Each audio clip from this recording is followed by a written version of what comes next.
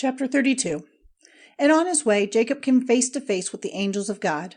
And when he saw them, he said, "This is the army of God."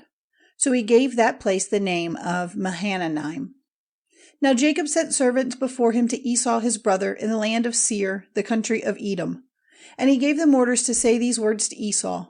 "Your servant Jacob says, till now I have been living with Laban, and have oxen and asses and flocks and men servants and women servants, and I have sent to give my lord news of these things, so that I may have grace in his eyes."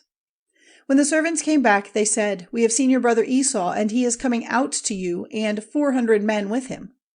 Then Jacob was in great fear and trouble of mind, and he put all the people and the flocks and the herds and the camels into 2 groups, and said, "If Esau, meeting one group, makes an attack on them, the others will get away safely." Then Jacob said, "O God of my father Abraham, the God of my father Isaac, the Lord who has said to me, 'Go back to your country and your family, and I will be good to you.' I am less than nothing in comparison with all your mercies and your faith to me, your servant. For with only my stick in my hand I went across to Jordan, and now I have become 2 armies. Be my savior from the hand of Esau, my brother, for my fear is that he will make an attack on me, putting to death mother and child.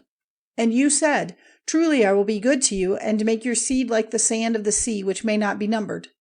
Then he put up his tent there for the night, and from among his goods he took as an offering for his brother Esau 200 she-goats and 20 he-goats, 200 females and 20 males from the sheep, 30 camels with their young ones, 40 cows, 10 oxen, 20 asses, and 10 young asses. These he gave to his servants, every herd by itself, and he said to his servants, "Go on before me, and let there be a space between one herd and another."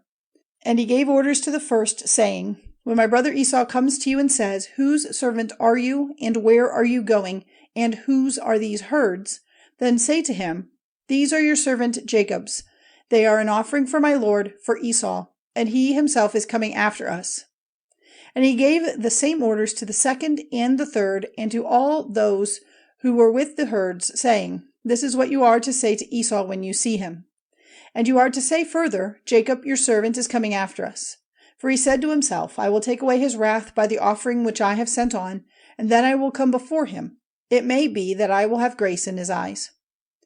So the servants with the offerings went out in front, and he himself took his rest that night in the tents with his people.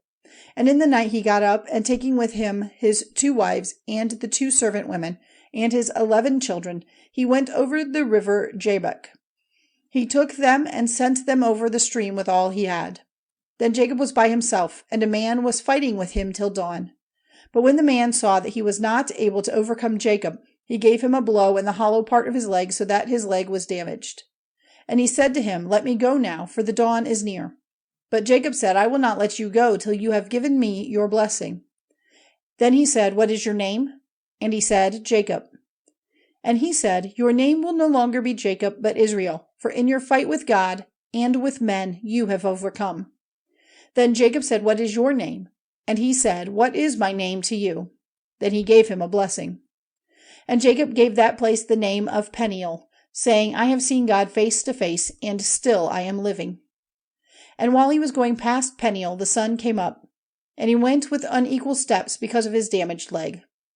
For this reason, the children of Israel even today never take that muscle in the hollow of the leg as food, because the hollow of Jacob's leg was touched.